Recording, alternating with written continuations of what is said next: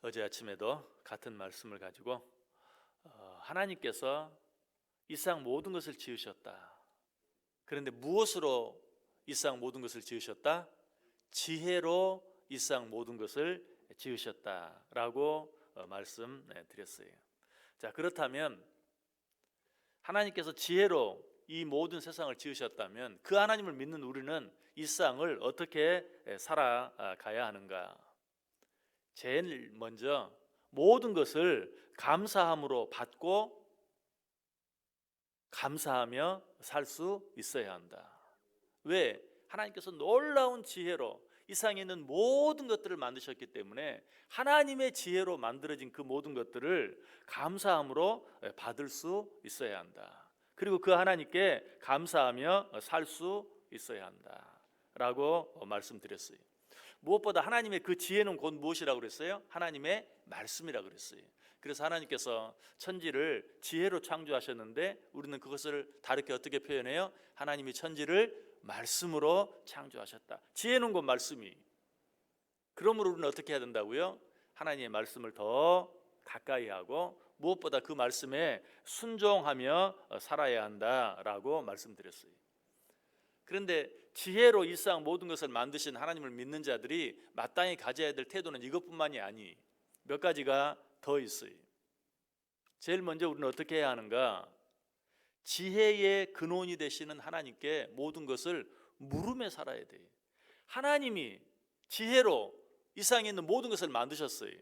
그 안에 살고 있는 그것들을 가지고 그것들을 누리고 살아가는 우리는 어떻게 해야 되겠어요? 그 모든 것들을 지혜로 만드신 하나님께 물어야 돼요. 자, 여러분이 어떤 사람이 만든 것을 여러분이 가지고 사용하면서 산다고 생각해 보세요. 여러분 어떻게 하겠어요? 늘 그 사람에게 물어요. 무슨 문제가 생기면 이거 어떻게 해야 돼? 어떻게 해야 고칠 수 있어? 어떻게 해야 잘 사용할 수 있어? 늘 그 사람에게, 그것을 만든 사람에게 물을 거예요. 마찬가지 하나님이 지혜로 이 세상 모든 것을 만드셨어요. 어떻게 해야 돼요? 그 하나님께 모든 것을 물으며 살아야 돼요. 이사야 45장 11절에 말합니다. 이스라엘의 거룩하시니 곧 이스라엘을 지으신 여호와께서 이같이 이르시되 너희가 장래 일을 내게 물으며 또 내 아들들과 내 손으로 한 일에 관하여 내게 명령하라. 내가 내 손으로 한 모든 일에 대해서 내게 물으라 라고 말씀하고 계세요. 무엇보다 우리는 이 지혜의 근본이신 하나님을 경외하며 살아야 돼요. 시편 111편 10절이 말합니다. 여호와를 경외함이 지혜의 근원이다. 지혜로 모든 것을 만드신 하나님을 경외하며 살아야 돼요. 잠언 1장 7절도 여호와를 경외하는 것이 지식의 근본이다. 마찬가지 지혜로 이 세상 모든 것을 창조하신 하나님, 그 하나님이 지식의 근본인 줄 알고 우리는 그 하나님께 항상 물으며 살 수 있어야 된다. 보다 적극적으로 우리가 꼭 해야 할 일이 있어요. 하나님이 지혜로 이 세상을 창조하셨다면, 그래서 그 하나님이 지혜의 근본이시라면 우리는 그 하나님께 지혜를 구해야 돼요. 야고보서 1장 5절이 뭐라고 말하죠? 너희 중에 누구든지 지혜가 부족하거든 모든 사람에게 후히 주시고 꾸짖지 아니하시는 하나님께 구하라. 그리하면 주시리라. 지혜의 근원이신 하나님께 지혜를 구하라. 그리하면 지혜를 주실 것이다. 지식은 노력으로 얻을 수 있어요. 그러나 지혜는 노력으로 얻어지는 것이 아니에요. 지혜는 하나님으로부터 주어지는 것이. 어떻게 보면 이 세상을 사는 많은 사람들 가운데 특별히 하나님을 알지 못하는 자들 가운데도 지혜로운 자들이 많이 있는 것처럼 보여요. 그렇죠? 나보다 더 지혜로운 사람들이 많이 있는 것 같아요. 그러나 사실 그들이 가진 지혜는 진정한 지혜라고 말할 수가 없어요. 그들이 가진 지혜는 임시 방편에 불과해요. 좀 더 속된 표현으로 말하면 잔꾀에 불과해요. 왜냐? 그들의 지혜는 이 세상밖에 보지 못해요. 죽음 이후의 일을 알지 못해요.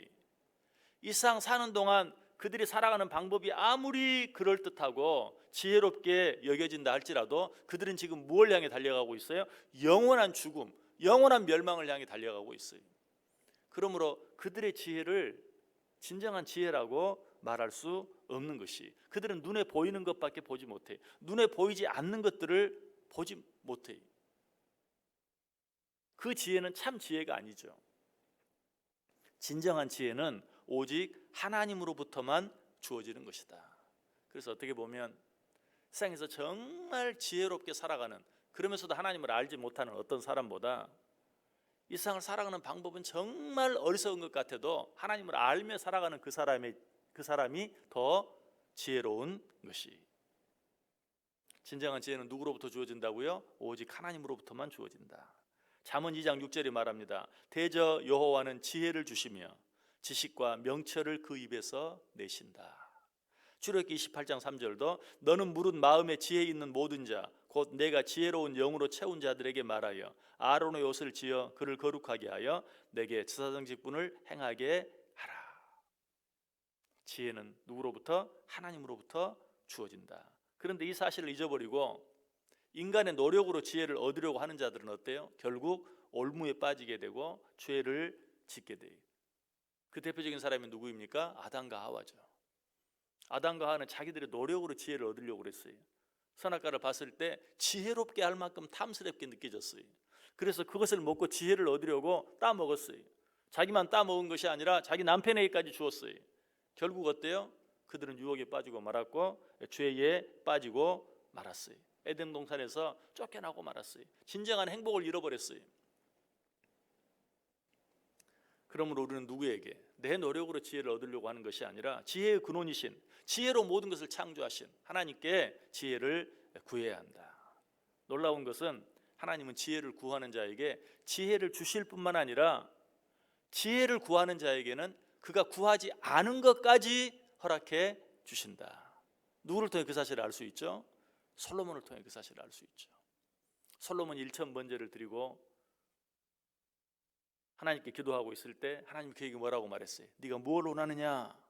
하나님이 내게 왕의 직분을 주셨으니 하나님이 내게 맡기신 백성들을 잘 다스릴 수 있는 지혜를 주십시오. 그때 하나님이 뭐라고 말해요? 네가 장수도 구하지 아니하고 부귀도 구하지 아니하고 지혜를 구하였으니 내가 너에게 지혜는 물론 주거니와 네가 구하지 아니한 것까지도 내가 너에게 허락해 주겠다. 우리가 왜 하나님께 지혜를 구해야 합니까? 하나님은 지혜를 구하는 자에게 지혜를 주실 뿐만 아니라 구하지 아니한 것까지도 주시기 때문에. 일석이조, 일석삼조라는 말이 있죠.